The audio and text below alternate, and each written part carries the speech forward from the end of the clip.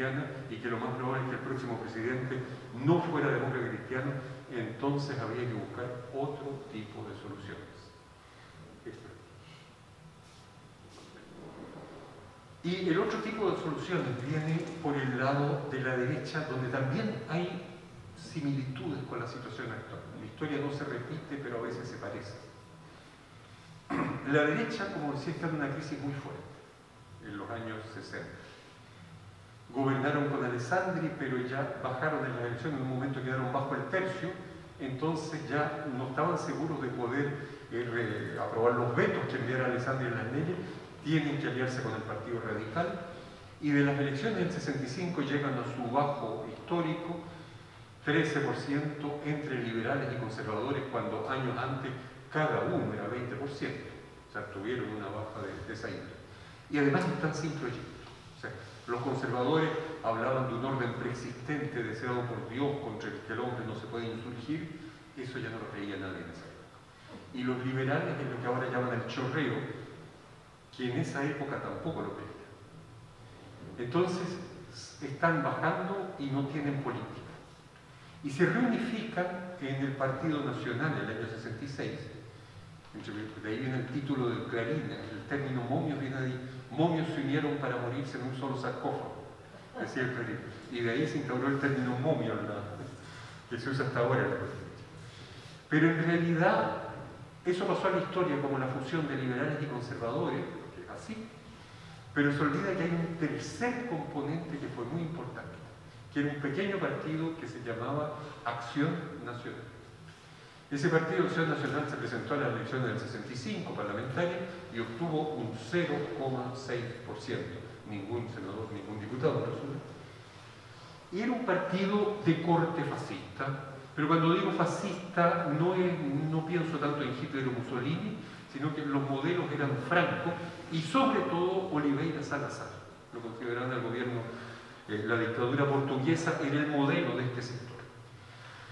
Estas ideologías siempre han tenido cierto arraigo en algunos sectores de las Fuerzas Armadas, en línea recta que existió en tiempos de Ibáñez, donde estuvo Bió cuando era un joven oficial y varios más de ellos.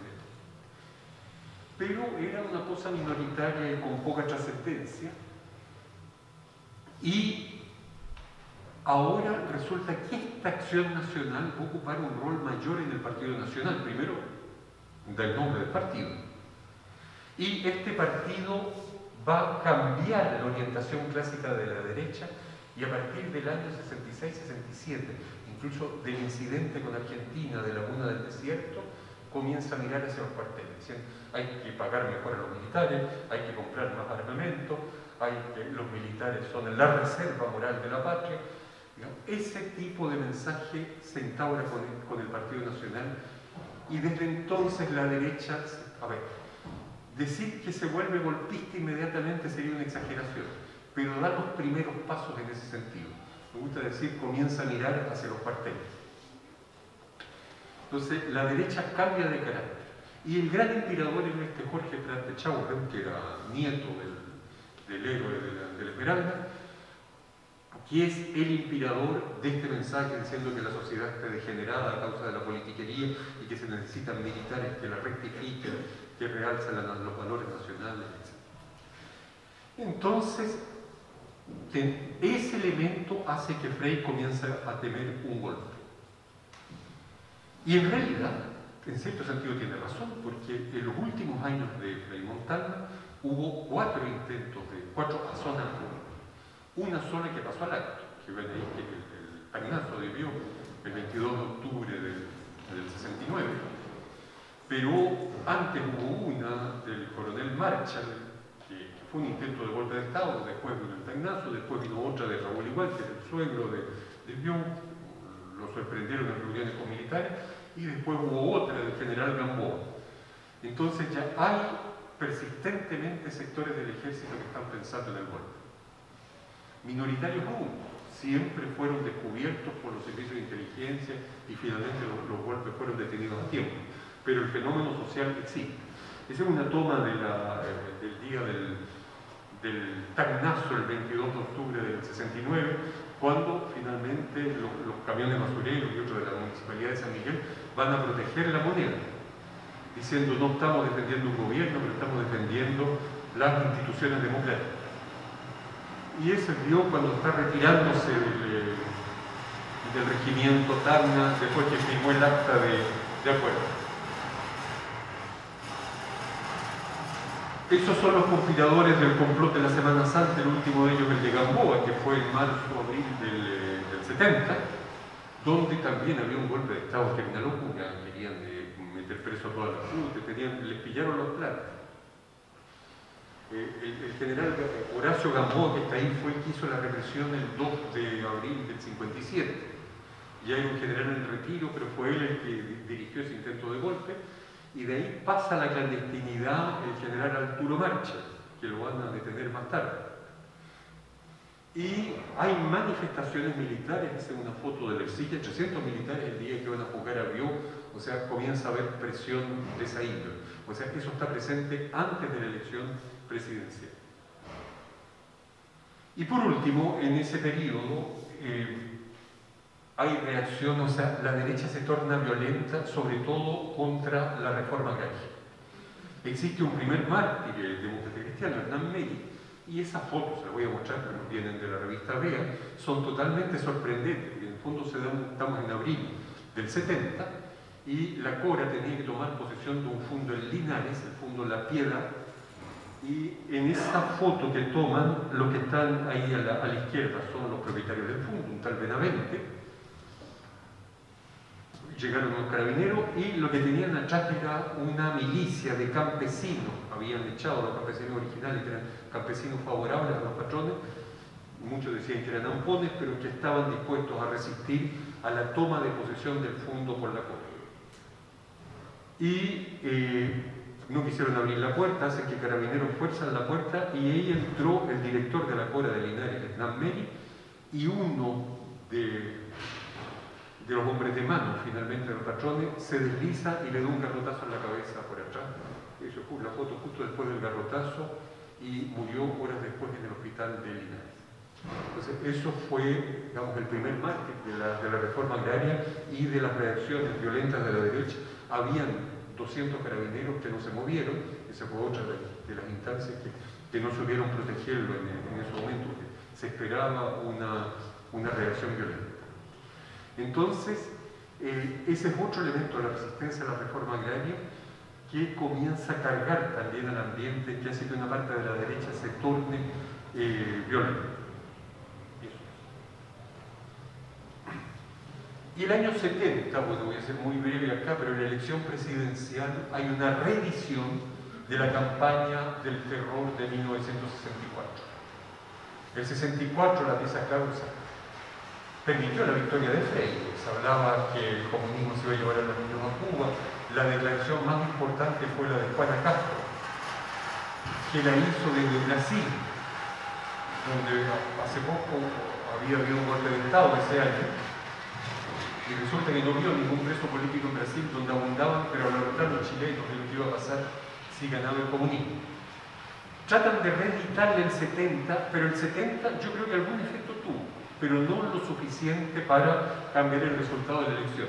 Escogí esos dos porque son interesantes. O sea, hay un tanque soviético frente a la moneda, van a haber tanques frente a la moneda, pero no serán los soviéticos más tarde, y dicen que van a haber desaparecido en el gobierno.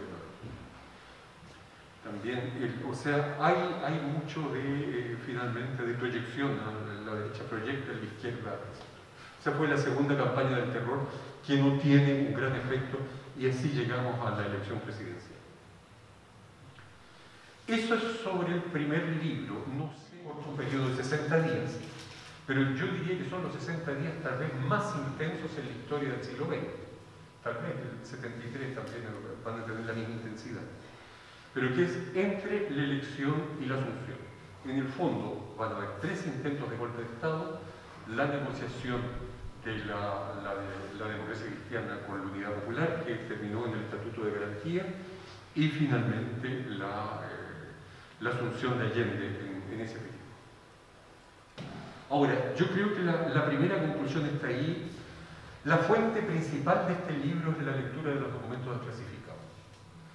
Los documentos desclasificados del siglo están en un sitio web, en el sitio web del Departamento de Estado. Yo he visto mucha gente que los ha citado, dudo que los hayan leído todos, o sea, hay que dedicarse a leerlos sistemáticamente. No son solamente los documentos de la CIA. El término documentos desclasificados abarca sí la CIA, pero también el Consejo Nacional de Seguridad, todos los informes de la embajada, que yo diría, cada vez que el embajador se reúne con alguien, manda un informe. Entonces, ese informe da muchos detalles sobre las reuniones.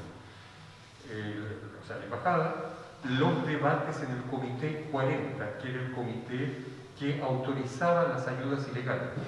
Se llama 40 porque era el número del memorándum que lo creó. Estaba compuesto por entre 10 y 13 personas, que eran los que tomaban las decisiones. Pero están entonces las reuniones del Comité 40, que es el que toma las decisiones, y de los servicios militares del día, que también a veces intervienen sobre Chile. Entonces, los documentos desclasificados son una serie de documentos de por lo menos 6 instituciones diferentes sobre la política a seguir hacia Chile. Y a veces no están de acuerdo entre ellos. O sea, Estados Unidos no es un bloque monolítico, voy a citar en un caso donde tienen desacuerdos sobre la política a seguir.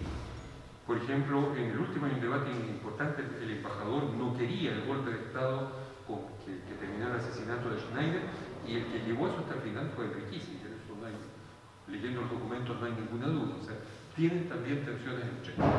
Son entonces la principal fuente de esta parte. Y yo creo que esto permite establecer con certeza histórica que se creó, en ese tiempo actuó lo que se puede, lo que llaman ahí un centro organizativo, el término viene de Joan Garcés, un centro organizativo dedicado a impedir que Allende fuera presidente. A través de cualquier opción, pero la opción más probable era el golpe de Estado, en el que participan todos los que están ahí. Eduardo Frei, Pérez Lujovich, Sergio Bosa, que jugó un rol mayor, que fue el ministro de Defensa, entonces, después más tarde fue el embajador de la Concertación en el Vaticano, Tomás Paulo, Raúl Sáenz, que es el ministro de la dictadura después, Julio Durán, Francisco Bulnes, y el gran coordinador era el embajador de Estados Unidos en Chile, Eduardo Cortés. Ahora, yo sabía que Estados Unidos intervino, pero después de leer los documentos desclasificados, yo no sabía que era tanto. O sea, Edward Corry era un virrey, no se tomaba ninguna decisión importante sin consultar.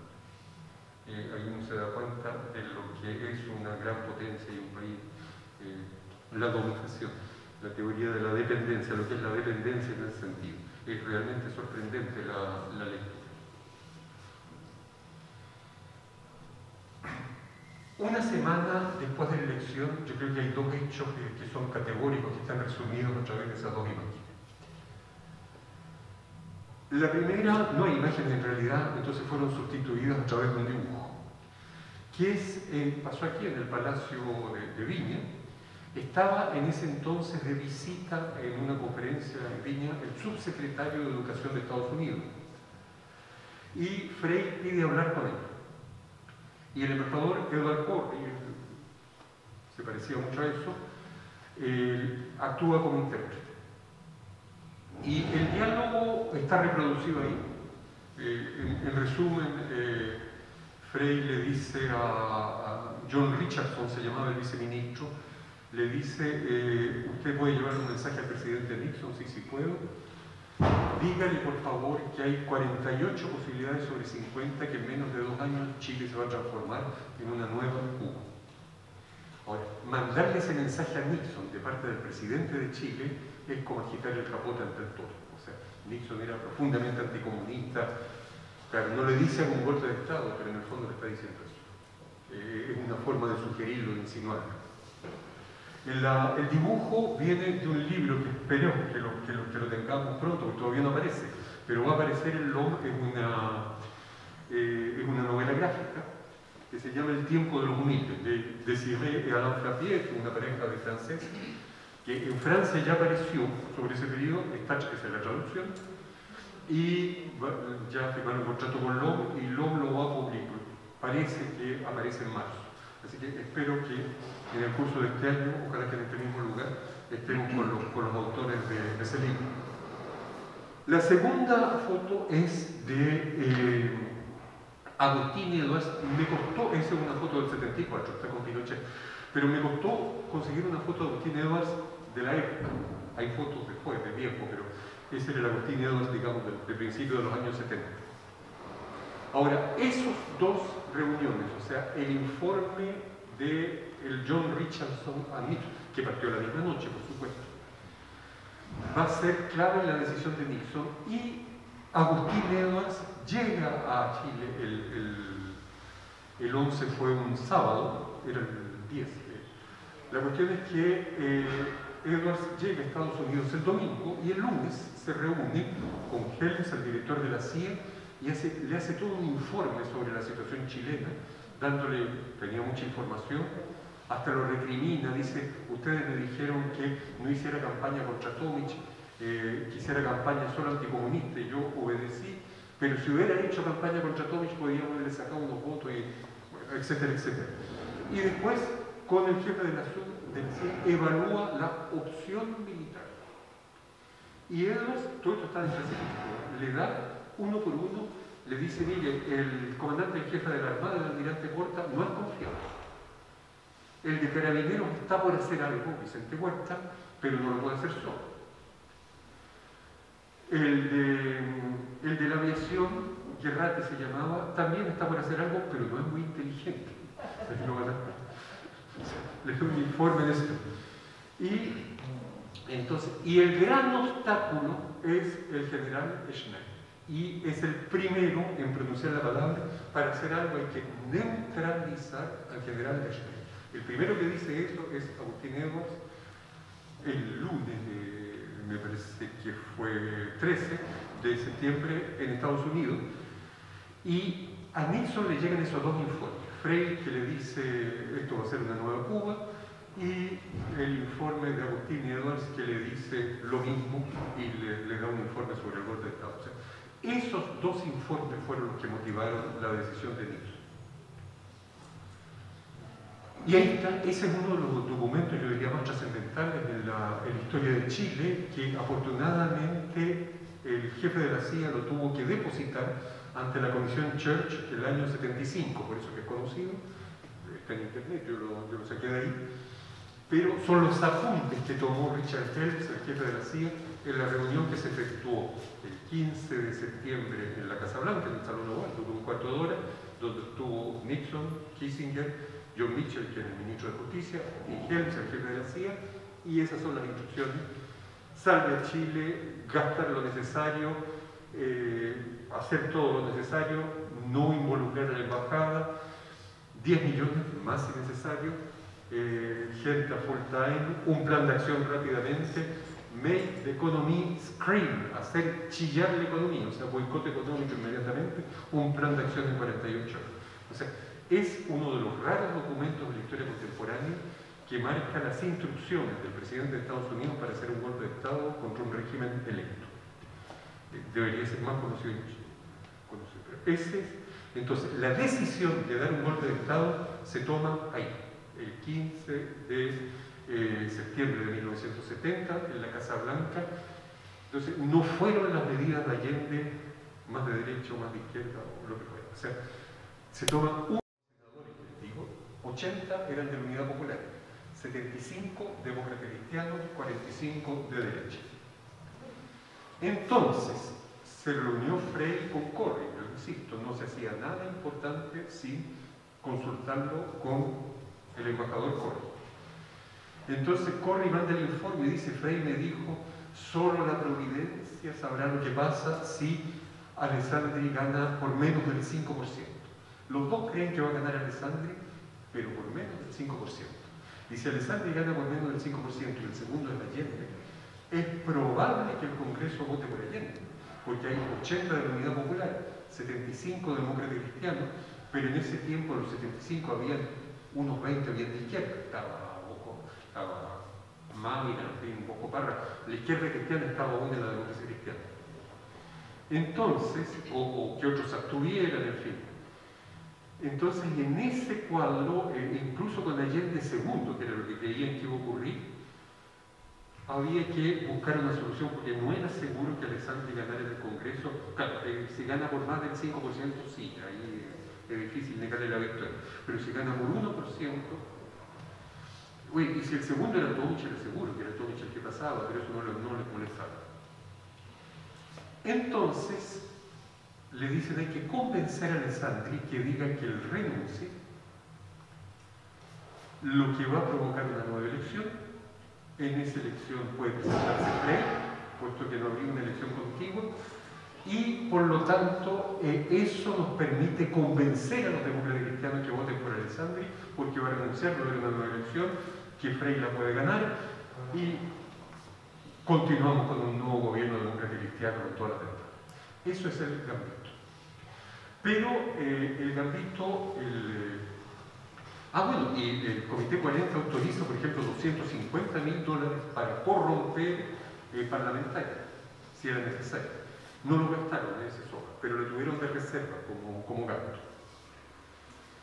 Pero viene la elección con el resultado que conocemos y lanzan igual la operación. Aparece Alessandri 4 días después de la elección dando una conferencia de prensa diciendo que no tuvo la mayoría que él quería, así que si llegaran a votar por él, que sepan que él va a renunciar y que no acepta ser presidente. Punto. Eso es todo lo que dijo y se va a la casa. Muchas gracias, hasta luego. Pero eso le relanza a la derecha diciendo esto va a permitir que Chile decida entre la democracia y el totalitarismo. Entonces, vote por Alessandri porque Alessandri va a renunciar y va a haber una nueva elección. Eso duró una semana. Y se ven los documentos desclasificados que al final Frey le dice a Corry, no conseguí los votos de la democracia cristiana, conseguí como 18 seguro, pero eso no basta. Entonces, después de eso, abandonan el primer intento que era el gambito. Ahora, van a encontrar declaraciones de Frey diciendo que él no acepta esto en ningún punto de vista, pero después de la semana que estuvo, o sea, la fecha de la declaración es muy importante, porque Frey lo rechaza, pero lo rechaza cuando ya había fracasado. Ahora, yo digo que es un intento de golpe porque además hay una fase represiva, o sea, iban a nombrar ministros militares y los ministros se iban a encargar de las turbas, o sea, hay un plan de fuerte represión contra la izquierda en este primer intento que era el gambito. El segundo intento del golpe que no fue, es un término que sacó de un artículo de un colega, que olvido el nombre, pero me parece bien interesante.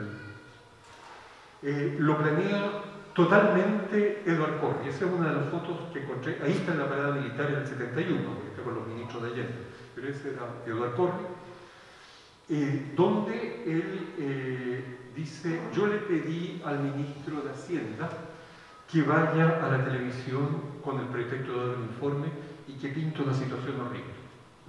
Eso va a provocar la renuncia de ministros que van a ser reemplazados por militares y esos militares van a impedir el voto en el Congreso.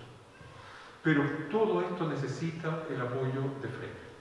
Ahora, hay una frase que me impresionó, todo esto se lo dice al ministro de Defensa Sergio Ossa, que era el enlace con Frey. No se reunía con Frey directamente, pero era el ministro de Defensa que actuaba como enlace. Y Ossa le pregunta, ¿le puedo decir a los militares que Estados Unidos va a suspender la ayuda si Allende es presidente? Entonces le dice, Frey debe saber que no se permitirá llegar a Chile bajo Allende ni una tuerca ni un tornillo, díganle eso a los militares. Y además, que haremos todo lo que esté en nuestro alcance para condenar a Chile y a los chilenos a la mayor privación y pobreza. Entonces, que quede claro. Y después dejé la frase en inglés, y si es necesario, el general Schneider tiene que ser neutralizado. Es el segundo en pronunciar la misma frase, el primero fue Agustín Edwards. Ahora, ese plan comenzó a ejecutarse. Saldívar pronunció su discurso, pronunció 3 discursos en realidad, pasa la palabra, sí. Pronunció su discurso por la televisión, pero Frey no apareció apoyándolo. Ahora es cierto que toca los límites de Frey. Frey acepta insinuar un golpe a otro, pero no ponerse él a la cabeza. Y en ese caso no lo hizo. Es en ese momento, por ejemplo, donde llega un alto dirigente de la democracia cristiana, dice el general Prat en su diario, a plantearle que haga un golpe. Es en ese mismo momento donde llega Jorge Prat Echaurra a la casa del general Prat, diciéndole que Schneider estaba de acuerdo con un golpe cuando no era cierto. En fin, hay presiones muy fuertes sobre varios militares para que se dé el golpe. Ese es el segundo intento. Ahora, fracasa en parte porque se llega al acuerdo con la democracia cristiana, el famoso Estatuto de Garantías Constitucionales. Pero ese estatuto viene, yo pude entrevistar a Benjamín Prado, que fue el presidente del Partido Democrático Cristiano entonces, entiendo que aún vive en Viña. Y Benjamín Prado dice que la posición de la derecha del partido era una comisión que negocia contra Allende, y le dijeron no, porque la comisión puede informar cualquier cosa, que no se llegó a un acuerdo, en fin. Mejor que sean condiciones públicas y que la unidad popular se produce. Y en el fondo la directiva del Partido Democrático Cristiano va a la casa de Allende y le entrega dos documentos. El primero público, con copia a los periodistas, y el segundo privado. El público en realidad son los derechos democráticos habituales, derecho a asociación, derecho a reunión, libertad de enseñanza, libertad de prensa, eran más o menos esas cosas. Entonces, la primera respuesta de Allende es decir, léanse el programa de la Unidad Popular, todo eso está ahí. O sea, no hay ningún problema en aprobar todo eso. Pero el segundo documento, el decreto, del cual él más tarde aceptó su autoría, o sea, fue redactado por Patricio Elwin, decía que los militares se manden solos. O sea, despojaba al jefe del Estado de su calidad, de su condición de generalísimo de las Fuerzas Armadas, y generalísimo implicaba que él podía nombrar al comandante en jefe y los ascensos. Entonces decía que tener un argumento operativo y para eso las Fuerzas Armadas tienen que designar ellas mismas sus jefes. Y ese documento que Allende respondió inmediatamente antes de la publicación del documento diciendo que eso no lo acepto por ningún motivo. Yo soy un celoso defensor de las prerrogativas del jefe de Estado, ni siquiera la Unidad Popular va a poder interferir en mis relaciones con las Fuerzas Armadas, por lo tanto, no, o sea, esa condición no se acepta. Y finalmente, el resto sí, que quede en la Constitución, queda en la Constitución, y la democracia cristiana acepta, organiza una Junta Nacional para votar entre dos posturas. La primera era los que querían un acuerdo que se formara una comisión con la izquierda para redactar rápidamente el Estatuto de Garantía, que tenía que ser introducido en el Congreso como reforma constitucional, lo que finalmente se hizo. La segunda la presentó Patricio Elwin, que era que la democracia cristiana sola presentara un proyecto de reforma constitucional planteando todas nuestras condiciones, dice, o sea, también la de que los militares designaran sus propios jefes, y en función de organizar una nueva junta, y en función de esto, decidir si se vota o no por Allende en el Congreso. Recibe inmediatamente el apoyo del Mercurio, el titular del Mercurio pide otra junta, que era la posición de la derecha de él. Bueno, ahí se ve Benjamín Prado, que tengan también dos nuevos atentados. Mientras esto ocurre, está en marcha el tercer proyecto de golpe de Estado, que fue precedido por 26 atentados. La última semana de septiembre y las dos primeras de octubre explotaron 26 bombas en diferentes lugares. Ahora, hay un debate bien interesante en Estados Unidos porque va a ocurrir en Estados Unidos a decir esto va a fracasar. Conocía mejor Chile, o sea, los militares no van a seguir a Río o a alguien parecido. Entonces dice, esto nos puede traer una nueva playa Girón. Pero el que insiste es Kissinger, y finalmente Kissinger da instrucciones a la CIA, y la CIA mandó 5 agentes encubiertos a Chile.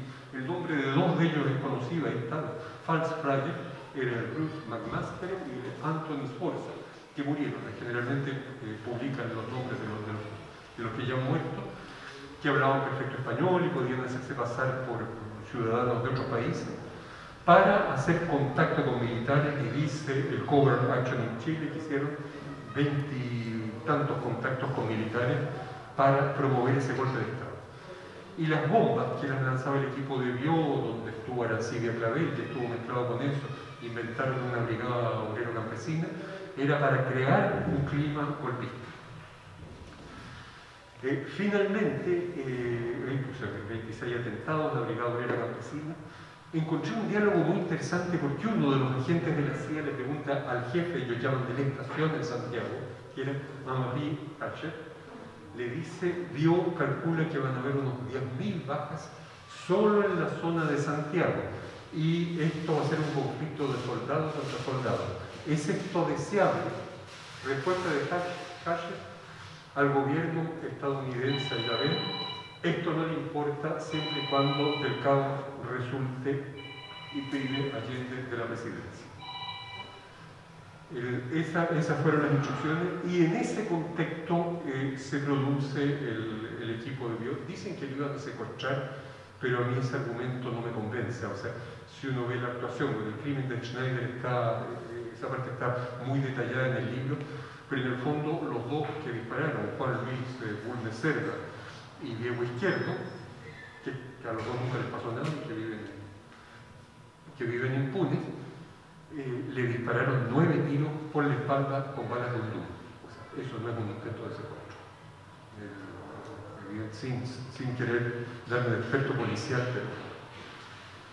Ahora, voy a terminar con esto porque yo diría que Chile quizás rara vez estuvo tan cerca del golpe de Estado, y es sorprendente que no haya sido dado. Esa es la foto del sábado 24, cuando Allende ya fue electo por el Congreso Pleno. Los jefes de las Fuerzas Armadas fueron a su casa en la calle Guardia Vieja a saludarlo. De los que están ahí, casi todos eran golpistas.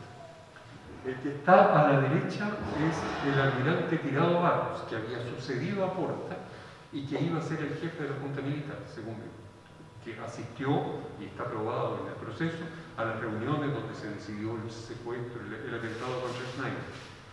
El que se le ve apenas la cara, que era un chico medio gordito, era el Vicente Huerta, el jefe de Carabineros, que también estuvo involucrado en eso y que tampoco le pasó nada.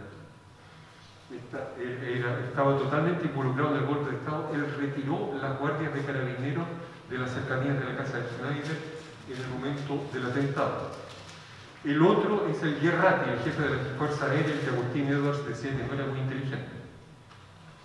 El único que no es golpista lo tienen ahí un poco aislado, es el general Prat. Ahora, el día del atentado del 22 de octubre del 70, se decreta estado de sitio, toque de queda en la noche, y el ejército es desplegado en Santiago. El ejército está bajo el mando de Camilo Valenzuela, que era el principal contacto de la CIA en el ejército. El tipo estaba totalmente involucrado en el golpe de Estado. Carabineros estaba bajo el mando de Vicente Huerta, que estaba totalmente implicado en el golpe de Estado. Valparaíso estaba ocupado por la Marina, bajo el mando de Hugo Tirado Barros. Entonces la pregunta es por qué no lo dieron. O sea, los tipos tenían la ciudad ocupada con el ejército desplegado, con toque de queda, Carabineros bajo el mando de un golpista, el ejército en Santiago bajo el mando de un golpista, y en Valparaíso la Marina bajo el mando de un golpista. Los dos primeros informes de la CIA son optimistas, diciendo si ya no les queda otro. O sea, ya no pueden hacer marcha atrás porque ya se hizo el atentado contra Schneider, las tropas están desplegadas, o sea, ya lo único, casi dice, lo único que falta es que vayan a la moneda y saquen las tres y ya. Y sin embargo no lo hicieron. Entonces yo creo que es uno de las demostraciones también que no basta con relaciones de fuerzas militares. Primero, sabían que en el ejército iba a haber una resistencia fuerte, estaba el general Prat hablando del ejército, que estaba dispuesto en ese entonces a resistir. Como lo había previsto la CIA, iba a ser soldado contra soldado. Y había un fuerte movimiento popular destinado también a resistir al golpe, quizás con una fuerza general, porque tenían la ley a su favor. Pero finalmente, los tipos sin un jefe, quizás si Frey dice ahí se pone a la cabeza, lo habrían hecho.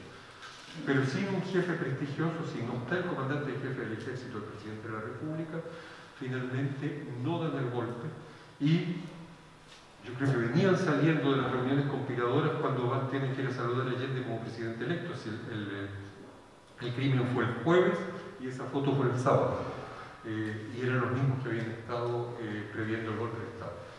Entonces, yo diría que en ese momento se pasó raspando, pero se estuvo muy cerca de un golpe de Estado ya en esa circunstancia.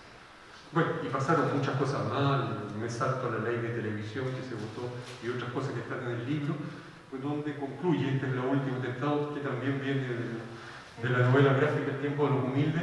El 3 y 4 de noviembre hay un desparrame de alegría en Santiago, o sea, por la primera vez se consigue una gran victoria popular, que yo creo que está bien. Hubo 12 escenarios diferentes en Santiago, con espectáculos de todo tipo, en Valparaíso también.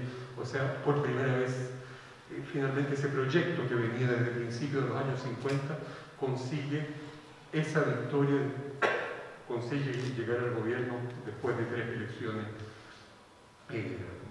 donde cada vez se fue avanzando. O sea, se consolida ese proceso de 20 años. Eso es lo que les quería decir en la presentación, en general las ideas que están en esos 2 libros. Ahora, si queremos conversar, adelante. Un aplauso.